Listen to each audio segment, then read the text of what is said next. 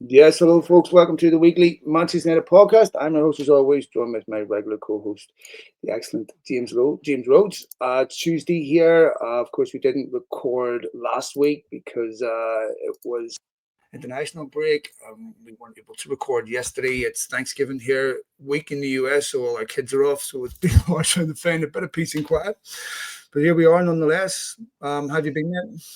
Yeah. Dealing with all of that and the holidays and end of year and work and everything, but it's good for football to be back. And we say it every time, but it does feel like every international break is like the longest thing ever. And the last one, it definitely felt like more. It was like it's kind of like waiting for Christmas, when you're a kid and you're waiting for when you're looking forward to it. We've had international breaks where it's been so miserable. I've like hoped it's not coming back, and I felt like this relief to not be watching on the weekend. But yeah, I mean, when you're looking forward to the game and to the things happening, you almost want them. Makes it feel a lot longer, and then all of that. But it's good. It's good otherwise. Yes, and obviously it was a greatly anticipated return from the international break. Obviously, with Ruben Amorim's appointment, number of things that had happened since then. Felt like the longest international break ever. Yeah. But 1-1 away to Ipswich. Some bit disappointing in the sense that you hoped United would win the game. There was really a lot of the game was a dose of reality about, yes, we're excited about Amorim, but the reasons why he's here, you can still see on the field. Oh yeah. I thought he was very composed, very measured in his press conference before and after, explained a lot of the things in the way you'd want them explained. But there was Yep. a few things that stood out. We'll talk about those in the press conference comments after we talk about the game. What do you think about the game? Yeah, it was not that different to what I expected, even if not as good as what you'd hope. You know what I mean? Like when you balance the expectations of hope and reality of what you're looking at, Mhm. you can. It's really interesting because with Van Nistelrooy coming in for that brief period, you got kind of that emotional response, right, from the players, which you can see as a good thing, sometimes see as a bad thing. This like emotional relief, this emotional release where they kind of kept doing the same things they were doing, but maybe with a bit more energy and a bit more heart into it, a bit more freedom and all of that. And so you got some results. And you look at a manager like Amorim coming in, and you might expect to see more of that it's going to be even better.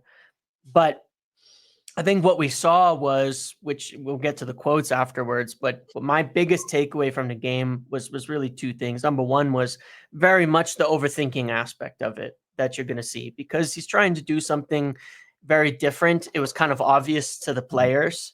They were trying to do something very different. Now you look at that as well, opposed to an Ipswich team that is coached by an excellent manager in Kieran Mhm. McKenna, who's been there for almost 4 years now, and has brought them up double promotion. Done some really really good stuff. 3 years, I think it was, right, about 3 years. Yeah, Yeah. has done some excellent thing. They're very well drilled, very well organized, very good on the same page. They don't have the player quality to compete at the top of the Premier League. If they did, we would have lost that game, because certainly they could have scored some more goals. Um, Onana was really good, amazing. And I think it's important to point it out because obviously, you know, with goalkeepers, but with Onana, a lot of heat when it doesn't go well, has gotten Mhm. probably not enough praise for just how good he's been in this season and recently as well. He was exceptional, in all aspects of it. He was praised by Amorim for it, who I love the frankness of him admitting they lose without Onana making those saves, and that's why it wasn't Mhm. very good. He was great. Um, but a lot of confusion, a lot of confusion. You could see it. Players taking a long time to make their decisions, a long time to do things, and good players too, smart players, guys like Matthias de Ligt, guys like Johnny Evans, guys like well, we've seen it from Dallo before, but regardless, there's a number of players who looked really confused, and that I think is confusion in a manner of they're obviously trying to do something new. And like you said, 2.5, 2 days, two training sessions, some one training session after the international break. the team selection as well was, I think, 5 of the selections were purely based on fitness and returning from international break. You could see he couldn't wait to get, Shaw and Ugarte on the pitch. I think we were way better as soon as he was able to make some of those changes, get those players who obviously he wasn't sure about their fitness to start the game because of travel or all of that, and he replaced 2 of the older players in Casemiro and Evans, who I think physically were struggling with the pace of the game, with the energy levels that were needed, with the spaces. And that's probably something we're going to see. I think it's going to be really difficult. I'm not saying there isn't a place for Casemiro because he's shown us a few times that he can. And he's a very intelligent player. Obviously, he's won everything, but I think certainly we're going to see that need for, players like Ugarte who have bundles of energy, especially in these key areas in the midfield and the back line. It's unfamiliar territory. So that was a lot of it. Confusion, there was the excitement where you saw, like, in a brief instant, in that first 90 seconds, that, Ahmad runs down the wing, beats some players, gets that cross in. And by the way, that was straight off the training ground. I mean, that was a pattern that they learned, and they were able to do it right off the bat and score. But it's really hard to sustain that, to work out how you continue to do that and problem solve when you haven't got that much experience. So that's what I saw is a lot of unfamiliarity. That you saw them try to do the same thing on the other side with Garnacho and Dallo, and they couldn't get the timings right very often. So mostly it was that. I saw players trying, which he said trying, but not there. And you wouldn't expect them to after such a short amount of time. Were you surprised they left Ugarte on the bench? No, I was hoping he wouldn't, but he took basically no risks, right, with the fitness aspects, didn't he? When you look at the player selection, Ugarte flew back, I think, on an overnight flight Wednesday night in, a little bit of training, that big travel from South America. But when he came on, he looked like he'd been playing as he should. Looked like he knows. He was one of the few. He looked instantly like he knew exactly what Amorim wanted, which he should. And kind of directing traffic, moving things around, and looked a lot better. I think it was fitness. I mean, Kobbie Mainoo didn't play at all. He's been training all week, and we know how highly rated he is. It's fitness. Mount got very small amount of time, and he got a lot of praise from him during the week.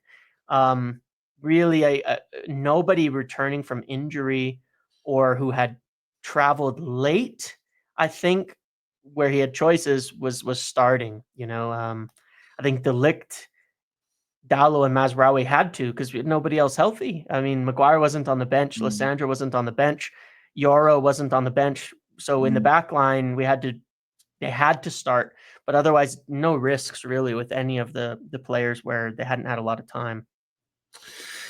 Yeah, obviously, I would imagine we'll see Yoro probably very least on the bench against Bodo Glimt. It all depends on his fitness. I'm sure we'll see some of Kobbie Mainoo.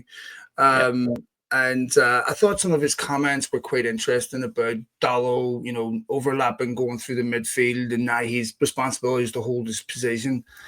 I understand why teams do that, because it's hard to pick up runners from deep.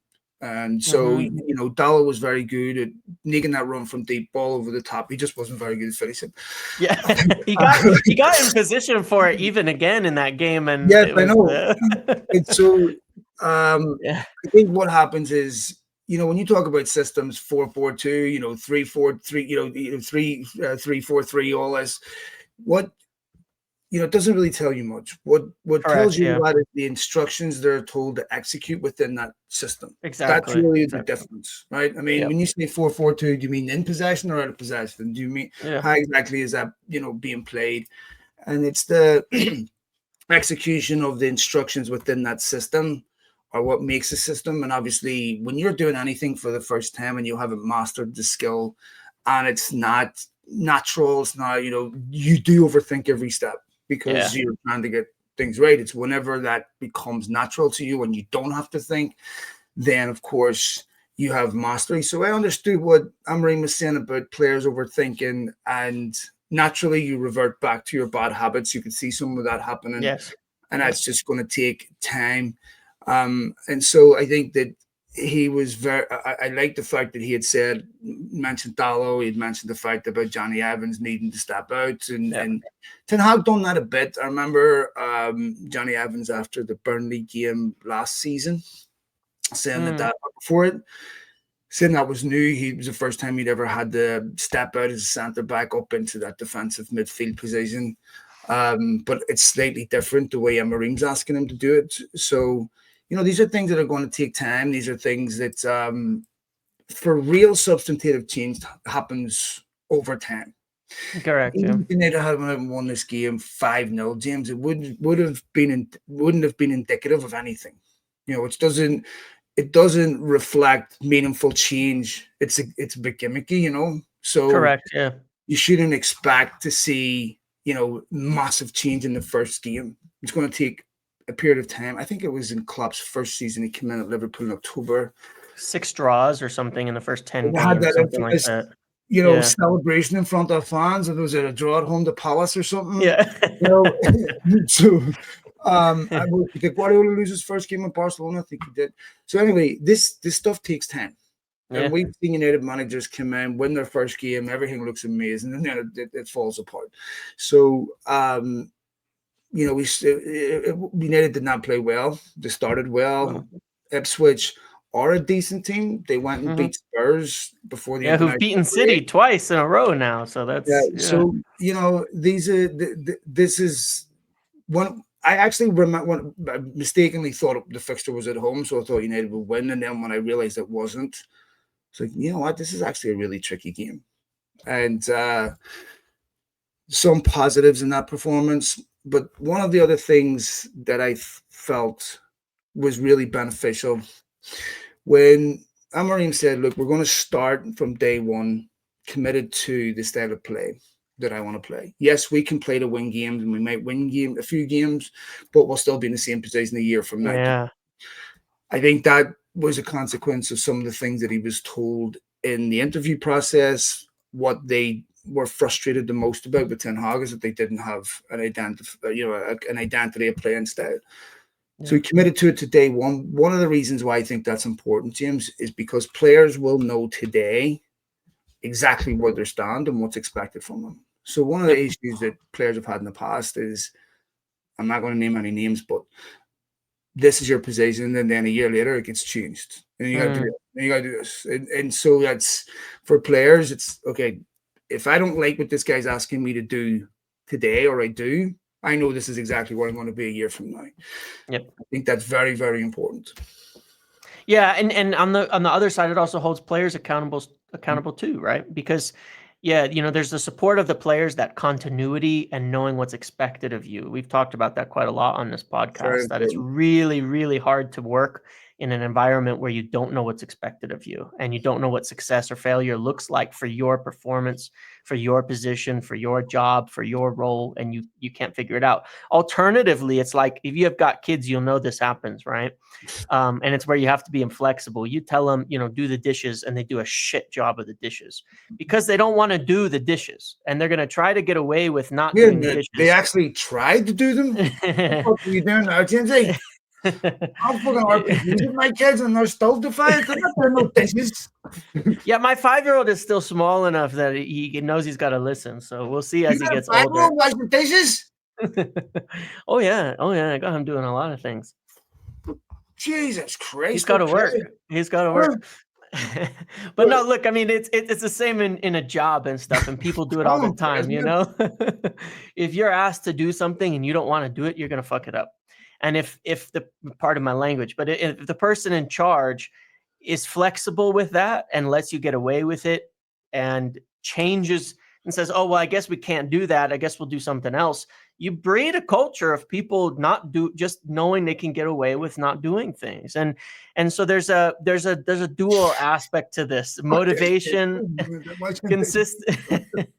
consistency, and applicability. You know what I mean? And and holding them accountable. And so I think it works in both directions. This is my job. I got to do it. I got to do it well. I know what success looks like. I'm not going to get away with not doing it. So if I don't want to do it, or I can't do it, then I got to go find another place to play football. Yeah.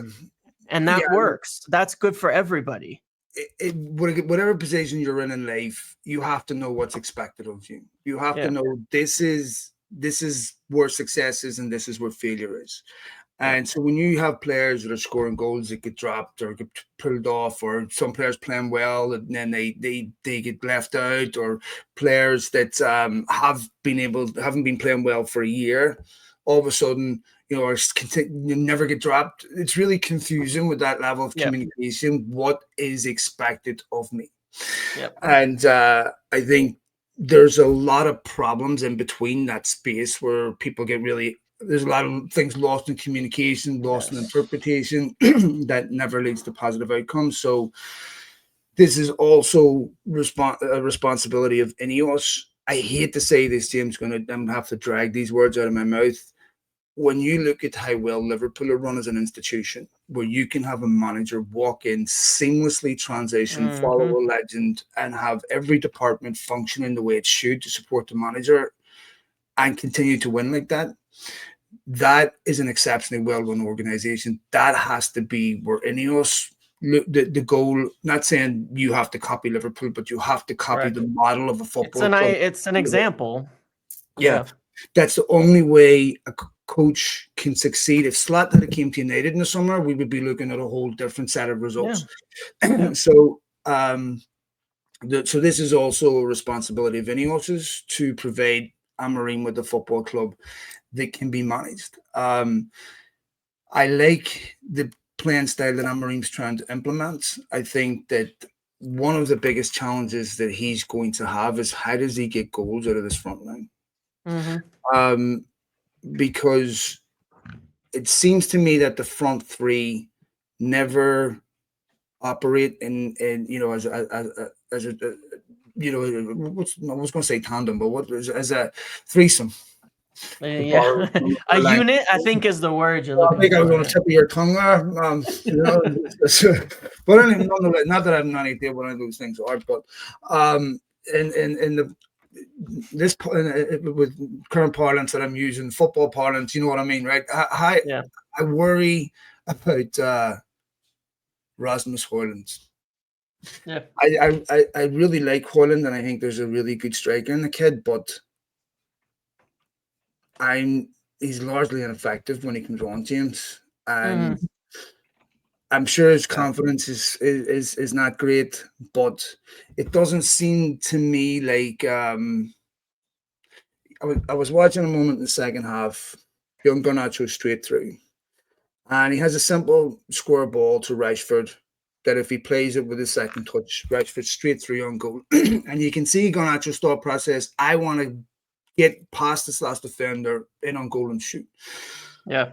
He realizes by the time he gets to the edge of the box that he's not going to be able to do that. Tries to play a square ball. It's too late. It's cut out. And this Yep. is what I'm talking about. Is there, when York and Cole were up front together, they were a pair. Are you Mm. operating as a front three where you support each other, or are you all competing with each other? I mean, I think we get that from Ahmad. We saw that early on. Yeah. Yeah. But I rate Garnacho really highly, exceptional young talent, and decision making is something that comes with maturity, and it's also something that heavily gets affected by a lack of confidence.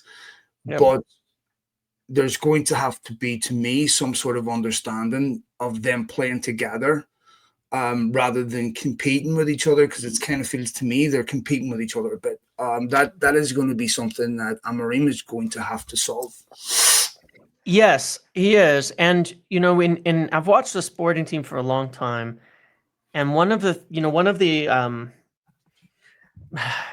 it's a very interesting setup in that respect, because it's set up this way, and because there's a lot of talk over Gyökeres, obviously over there scoring a lot of goals and like doing an amazing job this year, you might get the idea that a system is formulated around funneling everything to the striker for goals and that nobody else is going to score and things like that. But it's really not the case.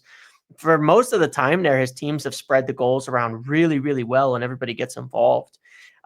Because it's a lot of patterns, it's about making a lot of the patterns. I would say that he's a lot more dogmatic, as a system coach than we've had in quite a while. As to your point on, about sticking with something, right, and seeing that style of play, that I'm going to do this, I'm going to do this, and we're going to stick with it, and we're going to suffer even though we're bad at it. And I think that it's a challenge because we'd not scored a lot of goals, and throughout Ten Hag's entire tenure, we really didn't score a lot of goals. We never solved this problem.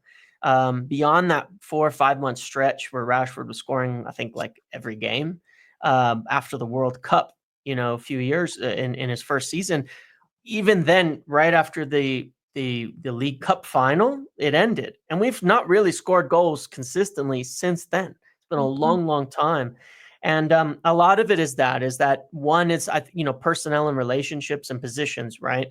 I think it was a little bit makeshift for that first game, but they've got to nail down the positions, right? The positions that they're going to be in consistently, game after game. This is where you're going to play. I'm not saying there won't be flexibility when needed, but that you're here or you're here always, and this is your job in these positions, right? And then that it's the same players, the same relationships, the same consistency, so they can build that, almost telepathic communication, knowing how the other player moves, knowing how they run, knowing how they work, knowing how they do all of that. That's obviously one major aspect, that continuity and consistency. But then it's coaching it. I still feel like one of my biggest gripes has been that we've really not had, I can't tell you how United score goals, right, in the last, or how they create chances over the last couple of years, right? You can't sit there and say, okay, this is their move, their thing that they're going to do that's going to create chances, that's going to score goals. It's 90%. They win the ball, they toss it up the pitch, they're on the run. And we saw that even in that game against Ipswich. They kind of reverted to that a lot of, in the moment you're talking about. Garnacho gets it on the break, and it's like, that's it. It's like he's on the break and he's one-on-one, and he's either going to pull it off or he's not. And that's most of the chances that we have, where we want to see, I think we need to start seeing a lot more chances created almost regardless of personnel, where it's like, this is the movement, this is the action, this is the thing that's done, and you do it and you accomplish it, and then you see who can actually execute that. And so I think of it kind of the same way in the other areas of the pitch. The same thing, that instructions that Dalot has defensively, there's going to be instructions like that for the attackers, and they've got to get it. And that's my hope anyway, because you take someone like Marcus Rashford, he's been here for a long time. He's not been in a settled team once in all these years. I mean, 6 different managers, 6 different ways of playing, 6 different attacks. Like, what, where are you going to get any kind of patterns out of something like that? If you ask Marcus Rashford today, what is the way that United score goals? He can't tell you that either. Look, United still score goals more or less the same way. They either rely on the opposition making a mistake that creates the opportunity for them, or it's a piece of individual magic. Right? Yeah, exactly. So very rarely. I mean, I would have to say that the team, we said this at the start of the podcast, you did, and rightly so, that the goal against Ipswich came from the training ground. So this is one of the few that you see, okay, this is a result of controlling possession, cutting you open with the movement, and coordinated, symmetrical movement that, is designed. That to be fair, it takes time, right? That's it does, for sure. Yeah. That's a really hard thing to perfect. But United have still been they've been a counter-attacking team for years, James. Yes, correct. If we had one identity, it would be that. Yeah. It's when you get into muscle memory, always kicks in. So when you have a team that's under pressure, especially when they're trying new things, they'll revert back to the thing that they know. So this is just going to take time, and to, when Amorim mentioned this, that it was an important point about coaching. Yeah. You're not going to make these people better players, really. What you can do is you can help them make different decisions that can improve their game. They already have the attributes, the assets. So when you talked about Bruno knocking long balls, we can have a system, a team that plays to his strengths. Yeah. And I think it's so that there's different types of movements, so that he's not knocking the ball. This is what United have always had to do, because they can't play through you. So they're waiting to get a high line, utilizing the pace of Garnacho or Rashford over the top, and I'm not going to say it's belligerent, but it's not a difficult skill to perfect in a team, right? Yeah. To get, highly coordinated movement in a team that's almost telepathic, that takes repetition. And Amorim's going to need time for that. And when we, I know we hear a lot of talk about Zirkzee and all that there, but Zirkzee to me is still a risk. Right? Yeah. There's no Agreed. guarantee that he would come in and bang the 30 Yep. goal. I mean, if Marcus Rashford was playing in this Portuguese league, Marcus would be scoring 35 goals a season. I mean, if you went to Sporting Lisbon right now and said, I want to swap off you, Marcus Rashford, they'd bite their arm for it. I know there's a lot of people out there that don't like Marcus and they're going to feel differently. They're entitled to feel how they feel about him as a footballer. That's fine. But I would say the same about Garnacho, about Haaland. Yep. I don't know. I don't think he's any better than what United have. Yeah. And one of the main reasons why United don't score goals is because of what we just said. I think Zirkzee would struggle in the United team for the same reason that the current strikers are struggling. Agreed. If Haaland was playing for a Sport in Lisbon, I'm certain he'd be a 30 goal a season striker. Well, Højlund isn't a worse finisher than him. Højlund's an incredible finisher. When he gets a chance, he scores. But when you're dominating 90% of your games and getting multiple chances per game, you if you're an average or above average striker, you're going to score goals. I mean, Liverpool paid close to 100 million for Darwin Núñez, who's prolific in that league, and he looks miles off in the Premier League. Yeah, as a scorer, yeah. So, yeah, as much as I like him. To me, that's still a risky type. I know you need to get Bruno Fernandes from there, and he worked out, but there's been lots of players that haven't. I think the general take on it is, regardless of the player quality, like I don't think a striker fixes United's problem. Yeah, the problem we've had. Deeper. Yeah, the problems come deeper. Then he said something about Zirkzee, which I thought was very interesting. It's something that we've talked about numerous times on this podcast about. And I mentioned this, I think, after the first or second week, that he looks like a guy that isn't desperate to score goals. He's always behind the play. He's languid a bit. He doesn't strike me as someone that's desperate to get in the box and score. And there's been many times where I've seen United attack and create openings, and he is jogging towards the top of the box. You're a striker. You need to get in that box to score goals. Like, why aren't you desperate to get on the end of that? And of course, Amorim brings it up and says, Josh has to, show more. I'm paraphrasing here, so I'm not quoting exactly correctly, but he needs to, get in the box with a little bit more intensity. Yes. And I couldn't agree more. Yeah, effectively, that's what he said, and that's correct. And it's also a hallmark of his teams, flooding the box with players who are desperate to get that ball and get it on goal and shoot. And that's a big difference. But I agree. And on the comments on him, I thought was interesting because, you've pointed out here, he made a few comments on individual players. And it's interesting, like, I was thinking about it myself, like, it kind of speaks to the difference in communication. And I'm not trying to go on the past and give a hard time with Ten Hag, but we've had instances with Ten Hag where one comment would blow things up about a player. And there was real problems with certain aspects of commenting on things publicly. But Amorim goes in his post-match interview and comments on, I think, 4 or 5 different players in specificity. And I think that's an interesting thing as a fan to look at, because there's been many times where I haven't wanted the manager to say anything about, the players and all of that. But he also talked about how much he protects the players and guards them and defends them and all that. And I think it's really interesting in that respect to, what his way of going about that, where there was no drama with those comments. I guess there's nobody goes like, huh, something said like that.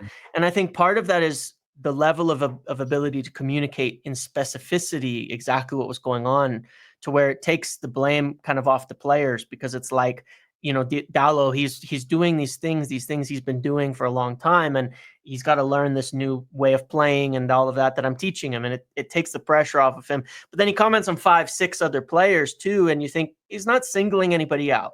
There's no blame going on here. It's actually just pointing out in specific what is wrong and what we need to improve upon and work on, and and really saying where I need to teach these people more what to do and instruct them.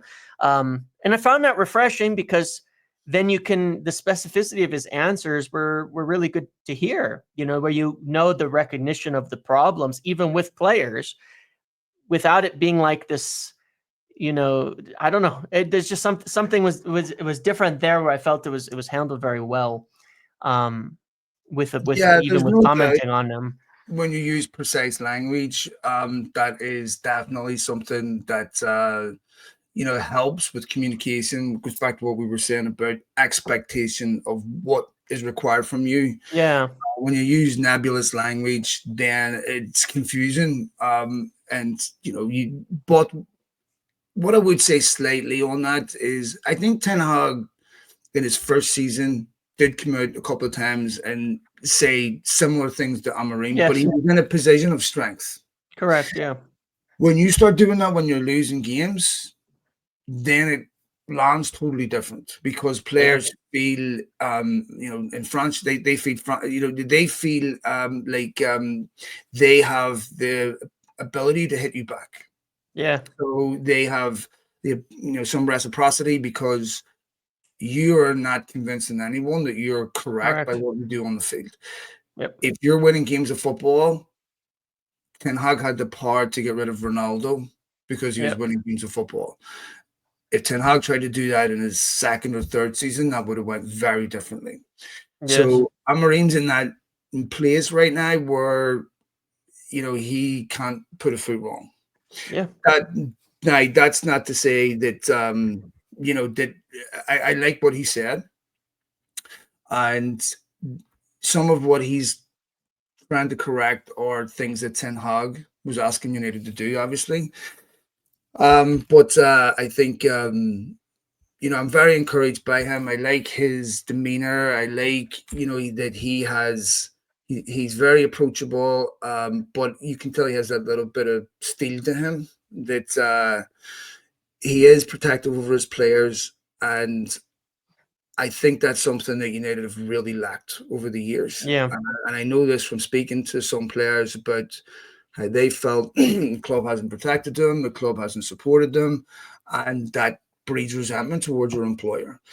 yeah, For the environment to breed success, you have to have an organization that protects its people, right? yep, Sometimes you deserve legitimate criticism, that's fine, but when you have players being criticized for their clothing or for where they go on holiday during the time off, and the criticism is incorrect, because instead of saying Portland, instead of saying New York, you say Portland. That's fucked up, man. I'm sorry. Like or you Orlando are you too. I are a mean, broadcaster. yeah, Well, I mean, to me, Gary Neville's a broadcaster. yeah, That's a big detail. yeah, it is, Maybe if you hadn't left Withenshaw or Bury on your time off, you'd have been a better than an average right back. I'm sorry, like, I mean, just because you did it this way in the early 90s, yep, there's nothing analogous about what was going on in the early 90s to how these correct, players yeah, live today. yep, So if a human being, what do we want? We want them to start a wall. Would that yeah, make us happy?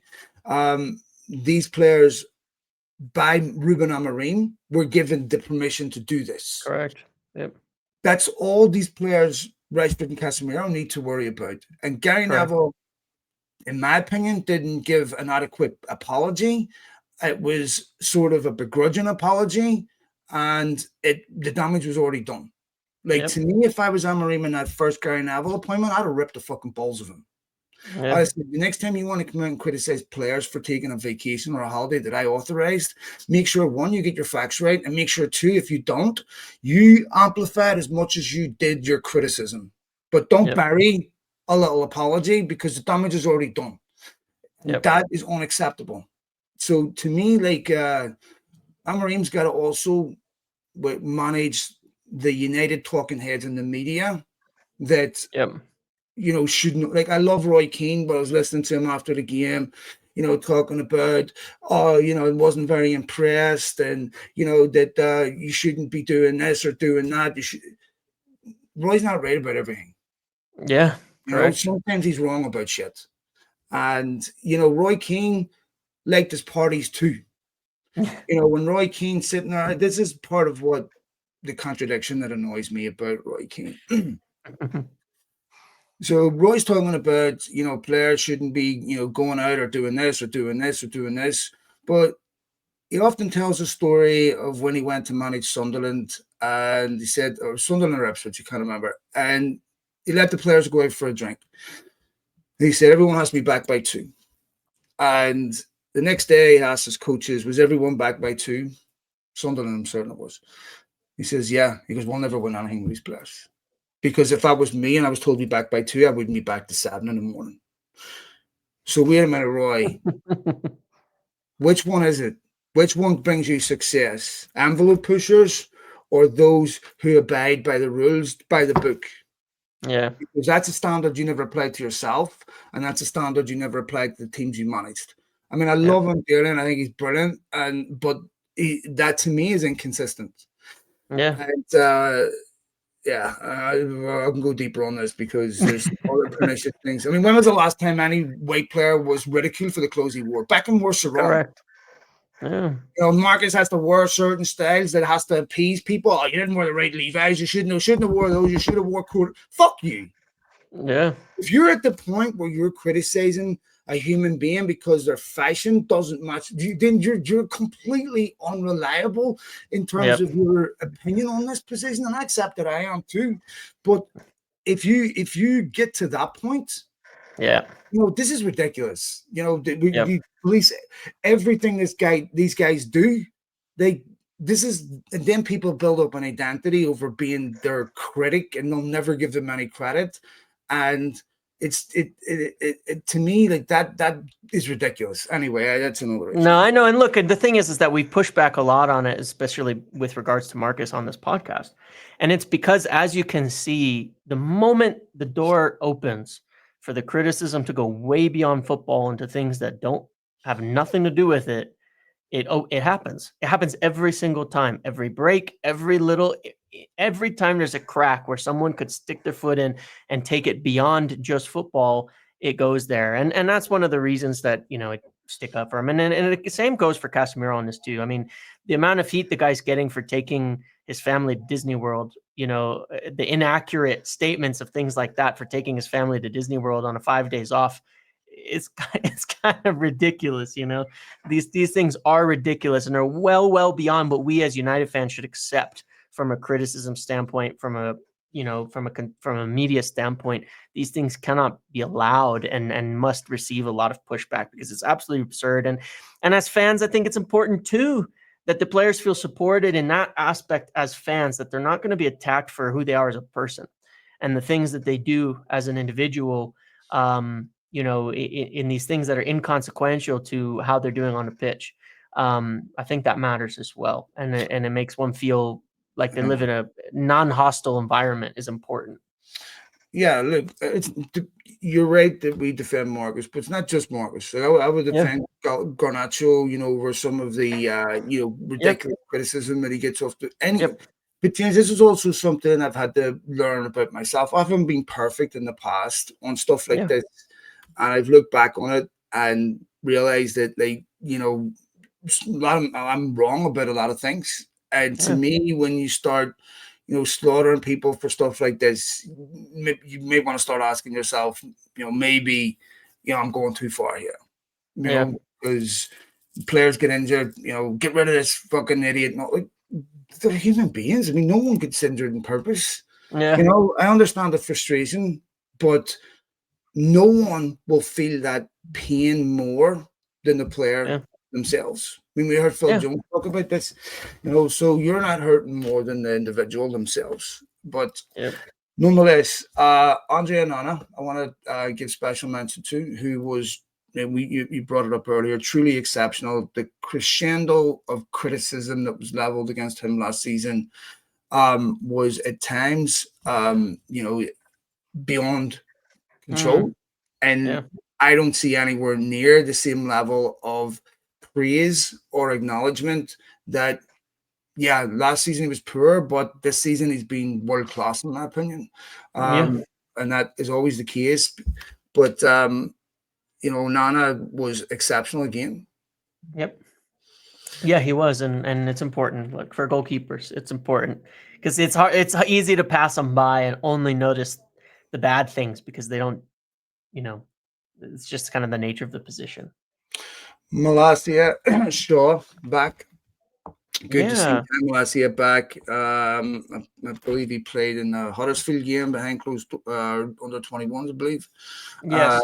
And Shaw obviously just starting to get some semblance of fitness. We hope both of them can stay fit. Important time for both of them to be fit. But it was good to see Shaw get some minutes at the weekend.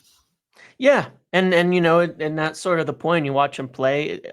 That was obviously not a player who looked like he's not trying to play football. But yeah, he was good. I thought he was very good when he came on for Evans. I think that the potential for him to play in the left center back position, where there's less ground to cover, less distances, potentially less stress to put on his body. In terms of the vertical distance going up and down the pitch, because I think those wingback positions require more running than any other position that there is in football at this point in the way that the game has gone. It's good to see, and that shift might be a strong part of hoping that we can keep him healthy this time, and that he can make it on the pitch more regularly. And that adjustment could be good for his career. It's not like it's the first time he's done it. I think he did it a few times under Solskjaer as well as under Ten Hag.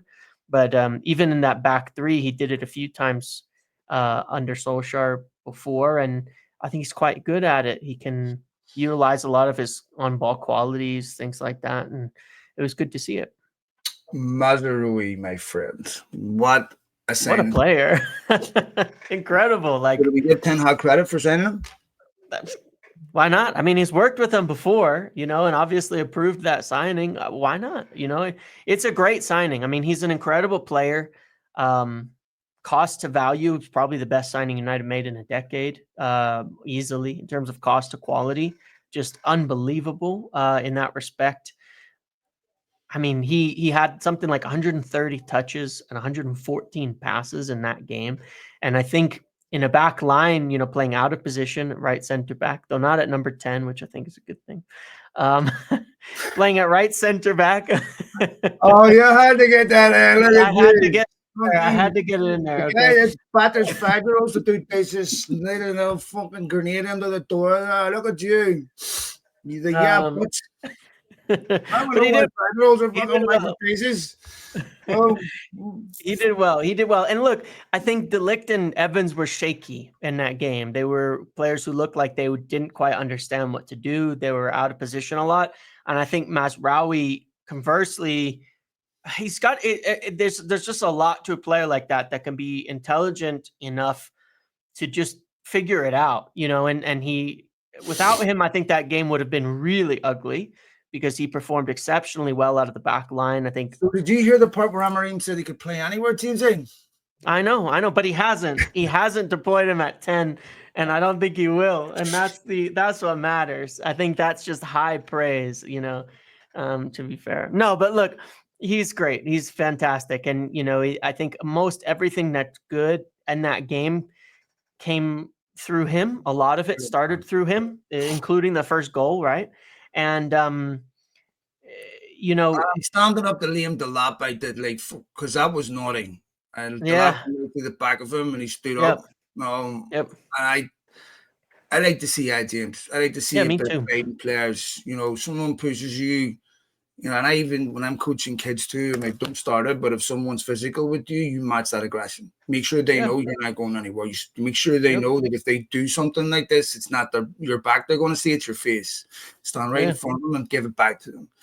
And that's something that I like to see an athlete have, that competitive edge where don't let anyone bully you. But beyond that aspect, what a signing. Just, when you think about what people have paid for fullbacks out there, to get 12.8 million from Bayern, absolutely magnificent signing. Really, really like him. And I think that know you need to get battered on recruitment, and I've said this before, deservedly so at times, but I don't really think the recruitment this summer was that bad. No, You know, I think he was good this Managerial summer. fantastic signing. Delict is to me proven to be a good signing. There's still another level in him to me. And he was 45 million too. It's not an 80 million signing, Wasn't you actually know. 45, was it not? 35 plus. Delict was I think 40, 45, but yeah. All right, and Still, then it's good. Yeah.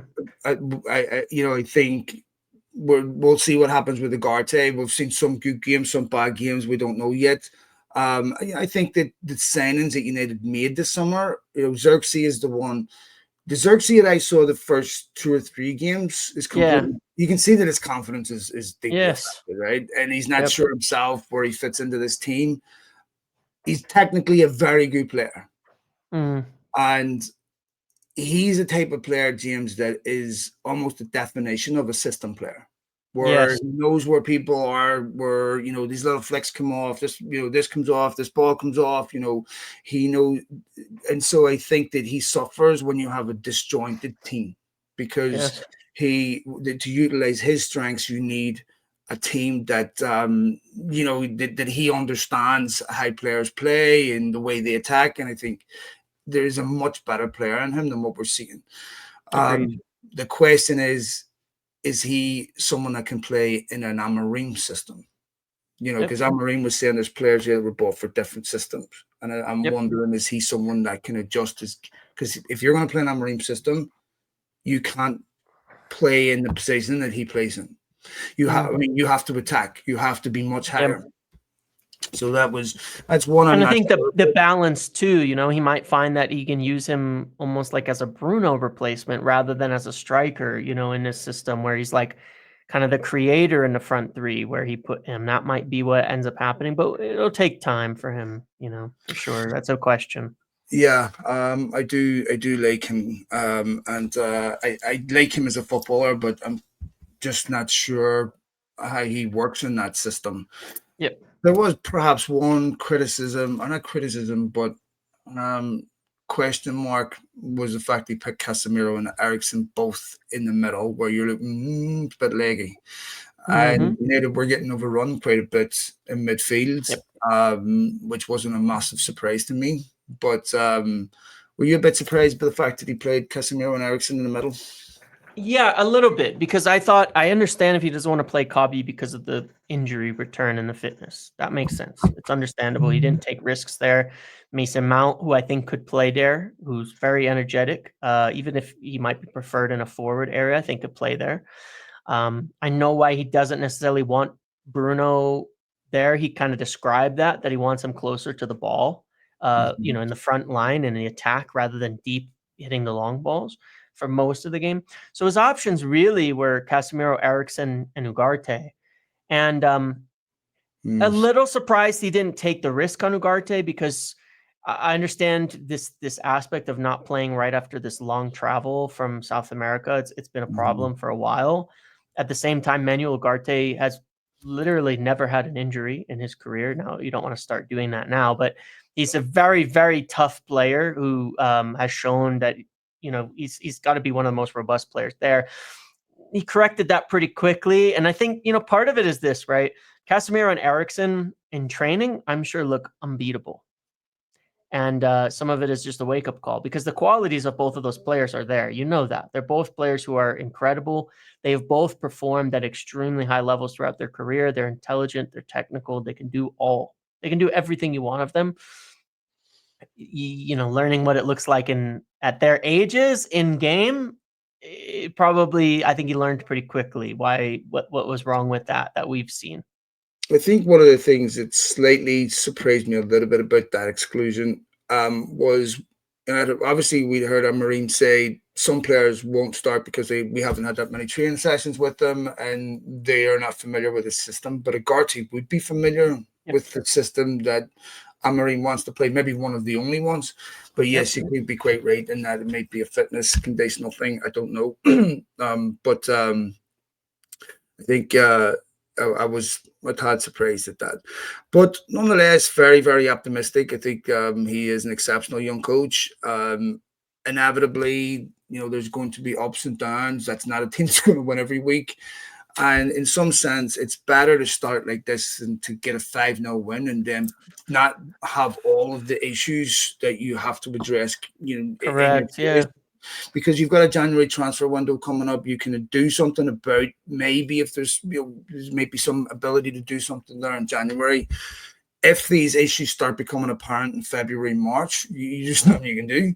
Yeah. So I think in some sense it's better to have the full scope of the problem, in front of you and understand what you need to do to fix it. So Bodo Glimt and then Everton this weekend. I would expect United. Those are two games that if they don't win both of them, I'd be really disappointed. The Bodo Glimt game, if Amorim, this is going to sound really stupid, right? This is not going to be an issue with United fans. United fans will give him patience. But you can tell there's a whole bunch of people in the media that if he was to lose against Bodo Glimt, and they would already start on him. Yep.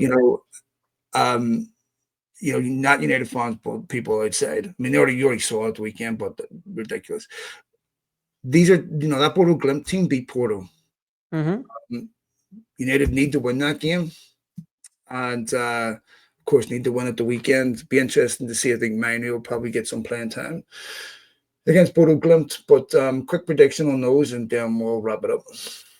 I think it'll go a lot better. I'm not saying that we won't see a lot of the issues and growing pains in there, but I think the simplicity of players, Luke Shaw being available to start rather than Johnny Evans will be a big difference maker.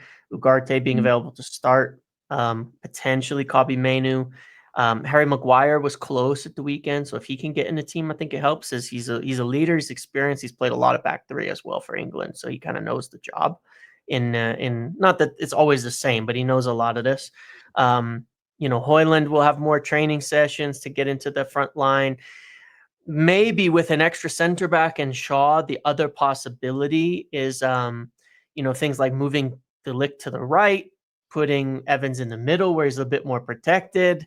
If we've got to start him and nobody else is ready, and then getting Mazraoui on the wing back and getting Ahmad into the front line. And I think you get, just with some simple adjustments, there'll be a lot more quality in the team. And I think that'll be enough to get the win there, even though I don't think it's going to be like some crazy, blowout type of thing. I think there'll be enough in there to get the win. And I think defensively will be a lot better in the next game, especially the next two, really. We will see, my friend. Lastly, yes, I'm over on Blue Sky.